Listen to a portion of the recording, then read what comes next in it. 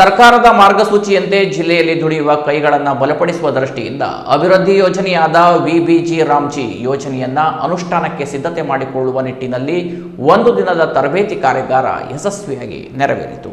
ಕುಮಟಾ ತಾಲೂಕಿನ ಅಂಬೇಡ್ಕರ್ ಭವನದಲ್ಲಿ ಆಯೋಜಿಸಿದ್ದ ತರಬೇತಿ ಜುಲೈ 1ರಿಂದ ದೇಶಾದ್ಯಂತ ಜಾರಿಗೆ ಬರಲಿರುವ ವಿಕಸಿತ ಭಾರತ ಉದ್ಯೋಗ ಖಾತರಿ ಮತ್ತು ಆಜೀವಿಕ ಯೋಜನೆಯ ಸಮರ್ಪಕ ಅನುಷ್ಠಾನಕ್ಕೆ ಅಗತ್ಯವಿರುವ ಕಾಯ್ದೆಯ ಉದ್ದೇಶಗಳು, ಮಾರ್ಗದರ್ಶಿ ತತ್ವಗಳು ಮತ್ತು ಗುರಿಗಳು, ಹಳೆಯ ನರೇಗಾ ಯೋಜನೆಯ ಮಿತಿಗಳು ಹಾಗೂ ನರೇಗಾ ಮತ್ತು ಹೊಸ ಕಾಯ್ದೆಯ ಹೋಲಿಕೆಗಳು, ಸಾಮಾಜಿಕ ಒಳಗೊಳ್ಳುವಿಕೆ ಹಾಗೂ ಭದ್ರತೆ ವಿಕೇಂದ್ರೀಕೃತ ಆಸ್ತಿ ಯೋಜನೆಯ ಸಂಪೂರ್ಣ ಮಾಹಿತಿಯನ್ನ ಮಾಸ್ಟರ್ ಟ್ರೈನರ್ ಆದ ಹೊನ್ನಾವರ ನರೇಗಾ ಸಹಾಯಕ ನಿರ್ದೇಶಕರಾದ ಕಿರಣ್ ಕುಮಾರ್ ವಿಸ್ತೃತ ಮಾಹಿತಿ ನೀಡಿದರು.